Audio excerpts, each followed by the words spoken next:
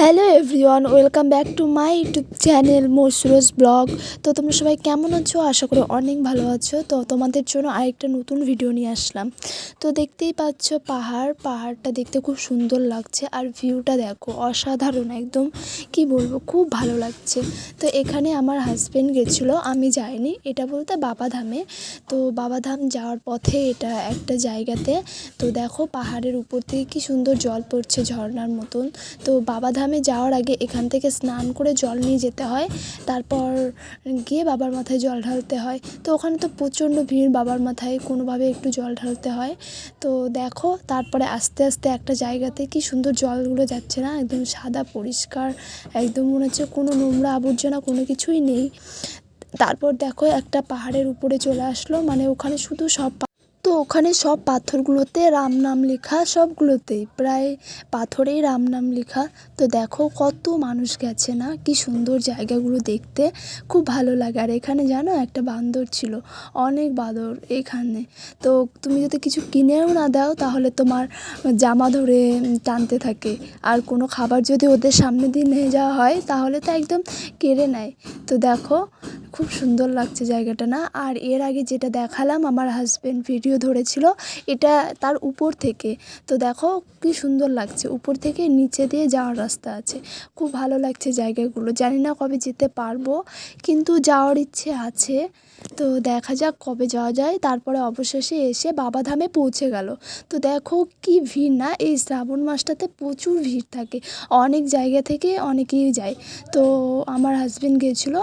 তো দেখো কি সুন্দর লাগছে। এটা হচ্ছে রাত্রেবেলা, মানে বাবার ঘর থেকে মায়ের ঘরে, ওই মায়ের ঘরের সাথে সুতোগুলো বাঁধা লাল, মানে বাবা ভোলেনাথের আর পার্বতীর ঘর সাথে সুতোটা বাঁধা, কি সুন্দর লাগছে না। আমি একবার গিয়েছিলাম অনেক ছোটোবেলাতে, তখন খুবই ছোট ছিলাম, তখন অতটা মনে নেই, শুধু একটুই মনে আছে যে বাবা ভোলেনাথের আর মা পার্বতীর ঘরের সাথে এই সুতোটা বাঁধা ছিল, এটুকুই মনে আছে।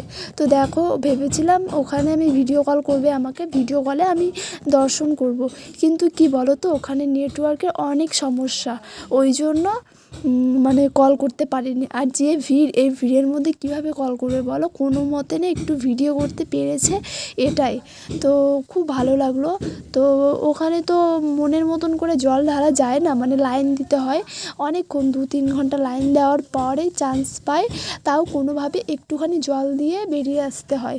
মানে তুমি যে ধীরে সুস্থে মনের মতন করে পুজো দেবে, সেটা শ্রাবণ মাসে হয় না।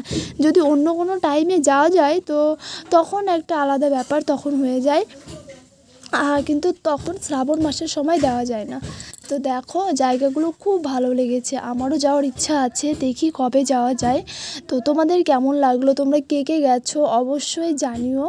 তো দেখো তারপরে হচ্ছে ওরা, ওই দেখো বান্দরগুলো কি সুন্দর না, দেখতে ভালোই লাগে। আর ওদেরকে গেলে কোনো কিছু কিনে দিতে হবে, যদি কিছু কিনে না দেওয়া হয় তাহলে তোমাদেরকে বললামই, মানে পায়ের জামা টামা ধরে টেনে নেয়।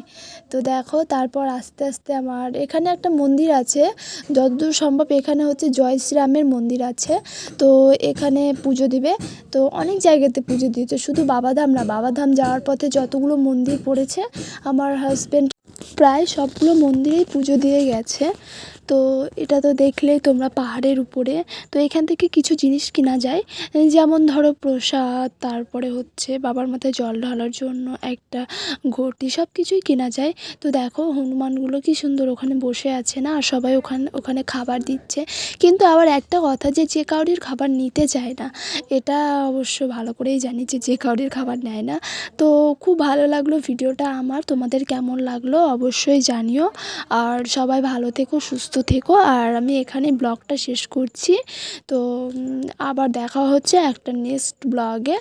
তো বাই, সবাই ভালো থেকো।